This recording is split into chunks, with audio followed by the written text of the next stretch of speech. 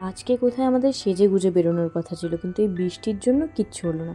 তারপর ব্রেকফাস্ট করে আমরা একটা ভালো সিনেমা দেখতে বসলাম, সেটাতেও কারেন্ট চলে গেল।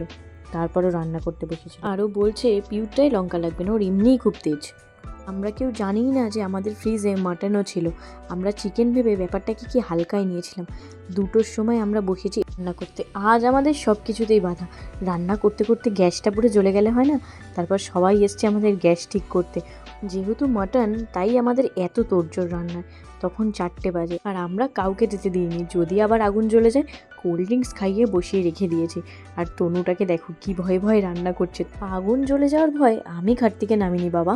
আর এখানে কী দারুণ গন্ধটা না বেরিয়েছিল। আর আমি এখানে বলছি কটা সিটি পড়বে কী হবে, তাই আমাকে খেপানো হচ্ছে আর ভিডিও করা হচ্ছে। ফাইনালি আমাদের মাটনটা রেডি হয়েছিল। কি অসাধারণ খেতে হয়েছিল। সন্ধ্যে 6টার সময় আমরা দুপুরের লাঞ্চ করেছি, ভাবা যায়।